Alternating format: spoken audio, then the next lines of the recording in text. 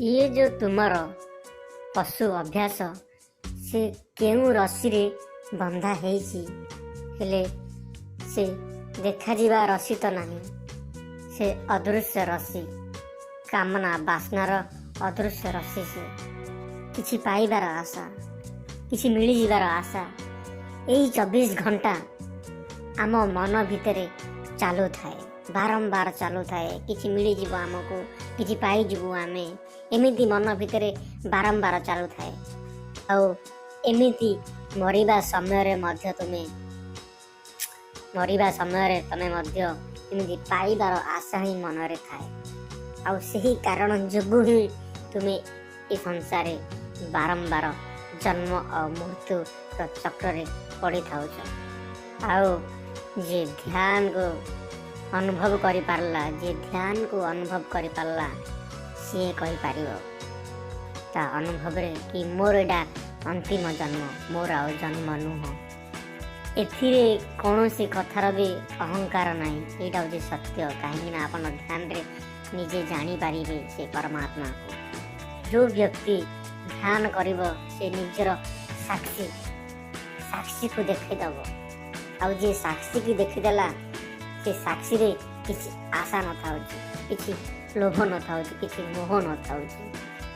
तेणु करी ये साक्षी रे रहीगला से मुक्ति हो जीव, कहीं साक्षी ही स्वयं परमात्मा।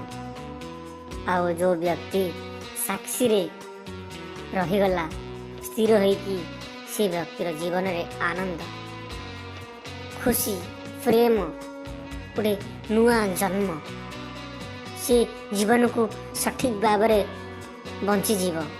तार आउ किछि मध्य लोभग्रस्त रहिबो नहीं, तो से केमिति जन्म हब। जो व्यक्ति साक्षी रे न रही या परमात्मा पाखे न रही ये संसार जाल रे पड़े, से सारा जीवन किछि पाइबा आशा, किछि बनिबा आशा, यही आशा ही से मृत्यु समय पर्यंत करे। आउ सही आशा ही ताको पुणी पुनरावृत्ति जन्म ग्रहण करने को बाध्य कर दिए।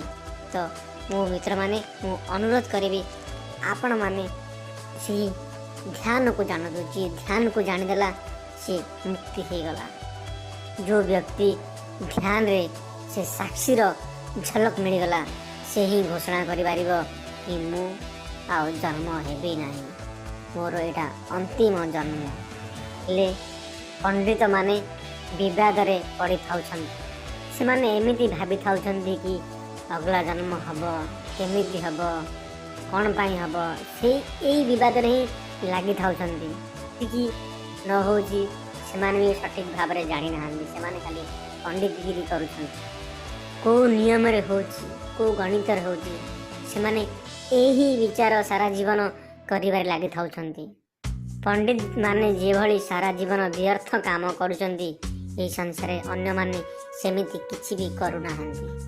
मानकर पूरा सारा शक्ति माने पूरा शक्ति सात्विक होची, माने केबे अनुभव जानी नाहांती, से माने शास्त्र पढ़ी कि जानिछंती। जो व्यक्ति ध्यान करिवो से पंडित मान को कहि पारिबो कि जे मो पाखरे शास्त्र किछि ज्ञान नाही, हेले मो भितर अनुभव अच्छी रे मोर एटा अंतिम जन्म, शेष जन्म। जदि आप शास्त्र करिसेंती, शास्त्र पढ़ुचंती, तो आपण के मध्य से जगह को पहुँच पारिबनी। कहीं आप शास्त्र पढ़ी गोटे भल पंडित हो पारती, हेले आपण भीतर से परमात्मार दर्शन मध्य केबे हो पारिनी। आउ जो माने शास्त्र सिद्धांत रे नियम रे चालुचंती, से माने तो केबे ध्यान रो गणित मध्य जानना, ध्यान रो अनुभव मध्य केबे करि पारिबेनी। कहीं से माने सब बेले शास्त्र अध्ययन करिबार लागि, पंडित हेबार लागि। जे शास्त्र और सिद्धांत रे लागिबो से ध्यान पर्यंत केबे मध्य पहुँची पारुनाहांती।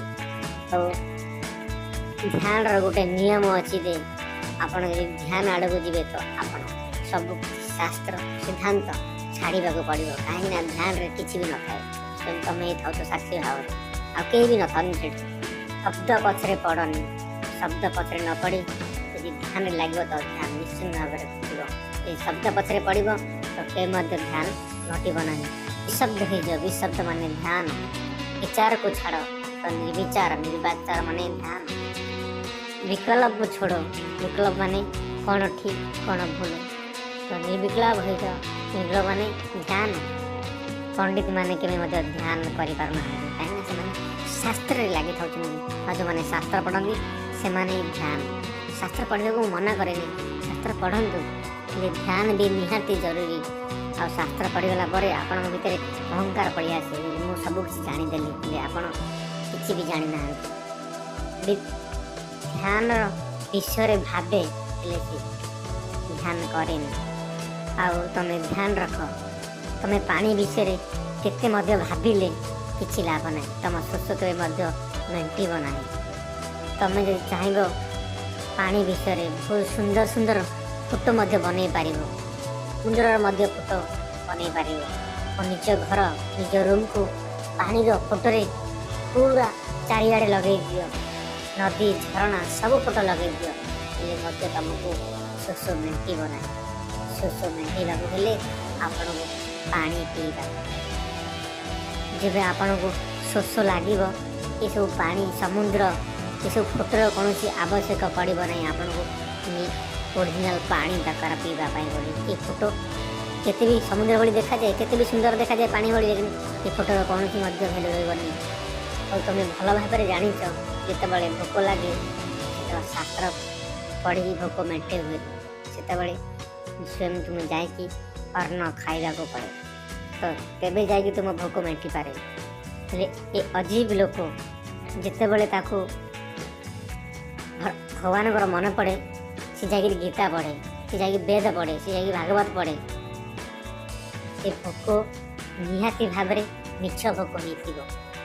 ଆଉ ଯଦି ପରମାତ୍ମାଙ୍କର ଭୋକ ତମ ଭିତରେ ଥିବ, ସତ ହେଇଥିବ, ତ ତମେ ଯାଇକିରି ସଦ୍ଗୁରୁ ଚରଣରେ ନିଶ୍ଚିନ୍ତ ରହିଥାନ୍ତ।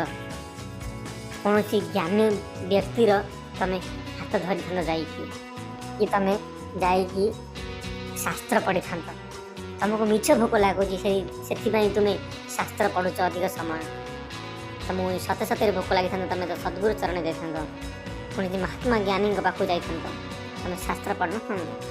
ସେଥିପାଇଁ ତୁମକୁ ମିଛ ମିଛ ଭୋକ ଲାଗେ। ଗୋଟେ ମଜା କଥା, ଶାସ୍ତ୍ର ପଢ଼ିକି ମଧ୍ୟ କିଛି ଜ୍ଞାନ ହେଇଯାଉଛି, ଆଉ ସେ ଜ୍ଞାନ କହିବା ମଧ୍ୟ ଠିକ୍ ହେଉଛି, ତାଙ୍କର ନିଜ ଜୀବନରେ ଅନୁଭବ ନଥାଉଛି।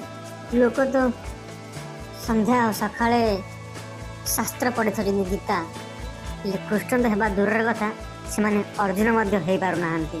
ହେଲେ ଗୀତା ତାଙ୍କ କଣ୍ଠରେ କଣ୍ଠସ୍ଥ ହେଇଯାଉଛି, ଧର୍ମଶାସ୍ତ୍ର ବି ସେମାନଙ୍କର କଣ୍ଠସ୍ଥ ହେଇଯାଉଛି। ସେ ଶାସ୍ତ୍ର ବିଷୟରେ ଗୋଟେ ଗୋଟେ କଥା ମଧ୍ୟ ତୁମକୁ କହିଦେବେ। ଉଦାହରଣ ସ୍ୱରୂପ, ସେମାନେ କେମିତି ମିଠା କରି ହେଉଛି ସେମାନେ କହିପାରିବେ, ସେମାନେ କେମିତି ସିଙ୍ଗଡ଼ା କରି ହେଉଛି କହିପାରିବେ। ଶାସ୍ତ୍ର ବିଷୟରେ ମୁଁ ତ ବାହାରେ ଉଦାହରଣ ଦେଉଛି ଆପଣଙ୍କୁ, ହେଲେ ସେମାନଙ୍କ ଜୀବନରେ ସବୁବେଳେ ଶୁଖିଲା ହେଇଥାଉଛି, କାହିଁକିନା ସେମାନେ କେବେ ସେ ଅନୁଭବ କରିନଥାଉଛନ୍ତି। ସେ ଘୋଷିକି କଣ୍ଠସ୍ଥ କରିକି ସବୁବେଳେ ଶୁଆ ଭଳି ଦୋହରଉଛନ୍ତି। ଜୀବନକୁ ଯେଉଁ ପୋଷଣ ମିଳିବା କଥା ସେ ପୋଷଣ ମିଳୁ, ଆଉ ଧର୍ମଶାସ୍ତ୍ରରୁ କେବେ ଜୀବନକୁ ପୋଷଣ ମିଳିପାରେନି। ସେ ଶାସ୍ତ୍ରକୁ ବାଟିକିରି ପିଇ ଦିଅ, ତଥାପି ତୁମ ମନରେ କେବେ ଶାନ୍ତି ଆଉ ଆନନ୍ଦ ଆସିବ ନାହିଁ। ଆଉ ଏ ବିମାର ହେଇଯିବ, ହେଲେ ତମ ମନରେ ଶାନ୍ତି କେବେ ଆସିବ ନାହିଁ। ଧର୍ମଶାସ୍ତ୍ରରେ ପେଟ ଭରୁନି, ଆତ୍ମା ଭରୁନାହିଁ। ସେଥିପାଇଁ ଜ୍ଞାନ ଆଉ ଧ୍ୟାନରେ ଏହି ମାତ୍ର ଗୋଟିଏ ଭେଦ। ଜ୍ଞାନ ହେଉଛି ଈଶ୍ୱରଙ୍କ ବିଷୟରେ ଭାବିବା ଆଉ ବିଚାର କରିବା। ଧ୍ୟାନ ହେଉଛି ଈଶ୍ୱର ପ୍ରାପ୍ତି, ଈଶ୍ୱରଙ୍କୁ ଦେଖିନେବା, ସେଇଟା ହେଉଛି ଧ୍ୟାନ। ଜ୍ଞାନ ହେଉଛି ଶାସ୍ତ୍ର, ବେଦ, ଗୀତା, ଆଉ ଧ୍ୟାନ ହେଉଛି ପୁରା ଶବ୍ଦରୁ ମୁକ୍ତି, ଆଉ ମନରେ ତମେ ପ୍ରବେଶ ହେଇଯିବ। ସେଥିପାଇଁ ହିନ୍ଦୁ ଧର୍ମରେ ସାଧୁ ସନ୍ତକୁ ମୁନି ମଧ୍ୟ କହୁଛନ୍ତି। ମୁନିର ସିଧା ସିଧା ଠିକ୍ ଉତ୍ତର ହେଉଛି ମୌନ। ଯେ ମୌନ ରହେ ତାକୁ ହିଁ କୁହାଯାଏ ମୁନି। ଆପଣ ଦେଖିଥିବେ କେତେ ସାଧୁ ସନ୍ଥ ଏମିତି ବୋଲୁଛନ୍ତି, କେତେ ମୌନ ହେଇକି ଅଛନ୍ତି, ନାହିଁ ସେମାନେ କେତେ ବି ପାଖଣ୍ଡଗିରି କରୁଛନ୍ତି। ତ ଯିଏ ମୌନ ହେଇଯାଇଛି ଜାଣିବ ଯେ ସେ ସ୍ୱୟଂ ମୁନି। ବହୁତ କମ୍ କହେ, ବହୁତ କମ୍ ଶୁଣେ।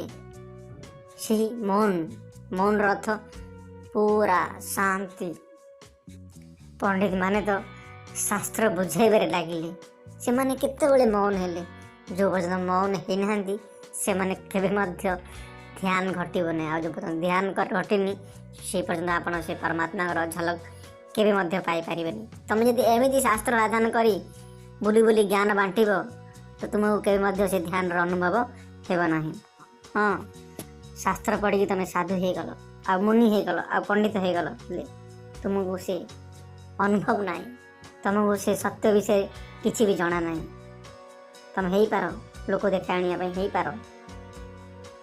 गोटे पंडित सांगे मोर कथा हेबा बेले कथा है जे तुम्हें ध्यान केमती करुच अरे तुम्हें पंडित केमितिका पुणी तुम्हें मुनि केमितिका पुणी यदि मौन को जान ध्यान को जान तुम कि पंडित वास्तव पंडित जी ध्यान को जानी जी ध्यान को जानी जी ज्ञान को जानी जी सत्य को जानी सी वास्तव पंडित एमाने तो नकली पंडित माने। ध्यान रो सीधा साधा अर्थ हो मौन मौन ही ध्यान जी मौन को उपलब्ध हो जाऊँगी से वास्तव मुनि और पंडित। भगवान बुद्ध तांको शिष्य मानू भिक्षु बोली ना देथिले। भिक्षुर अर्थ हो जी जानीदेव दे ये दुनिया रे मोर किछि भी नहीं सबू से ही परमात्मा ताको ही भिक्षु कह जाए। हाँ से शिष्य राजा भी हो पारे से महाराजा भी हो पारे हेले से भितर जानी जे मोर सब किछि नहीं। हाँ व्यवहार पाई से सब यूज करि पारे से सब संभाली पारे हेले ता मन भितर से भिक्षु हो जाए। भिक्षु अर्थ हो मोर किछि भी नहीं ये सब परमात्मा बस मत व्यवहार पे मिली मुता प्रति मोह आसक्ति हेबी नहीं केबे मध्य। जी मालिक हेबार भ्रांति जा मनरू भांगी जाइछि से वास्तव रे मालिक। आउ जो माने एही समाजर एही पृथ्वीर एही संसारर संपत्ति की वस्तु को निजर मालिक जे देखो मु मालिक बोली से ही दुख पाए से ही संसार जन्म मरण चक्र घांटी हुई बारंबार जन्म निये। सन्यासी सन्यासी अर्थ कौन सन्यास सन्यास अर्थ हो जी ठीक ठीक जीवन को जानी जीवन को बंची पारे ताकू ही सन्यासी कह जाए। कौन सी भेष पोशाक पिंधले किए सन्यास हो जाए। सन्यासी अर्थ हो जी ठीक ठीक जीवन को जानी ठीक ठीक बंची पाला से ही वास्तव में सन्यास। जी बंचीबार कला जानीदेला कहीं बंचीबार कला जमीती मरबार कला सेमिति ताकू जे ठीक ठीक जानीदेला मरवा बंचीबा कौन से ही वास्तव में सन्यासी। मुनि शब्द हूँ जीवन बंचीबार कला आ भिक्षु शब्द हूँ मृत्युर कला। ये दुईटा मध्य ऊर्ध सब बड़ शब्द हूँ सन्यासी। सन्यासी ये दुईटी जाक कला लिप्त हो जीवन अतिबाहित करे ताकू ही सन्यासी कह जाए। भगवान बुद्ध तांको शिष्य मान बोली हलदिया वस्त्र खोजिकी रखी से हलदिया वस्त्र पिंधुले कहीं हलदिया रंग हूँ मृत्युर रंग।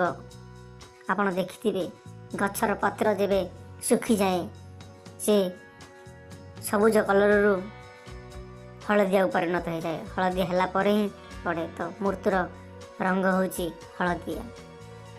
मनीष जितेबले मृत्यु आड़ को आसे मृत्यु है तार शरीर हलदिया रंग रे परिणत हो जाए। हलदिया रंग मृत्युर प्रतीक। एथिपाई भगवान बुद्ध भिक्षु मान बोले हलदिया रंग पसंद कले।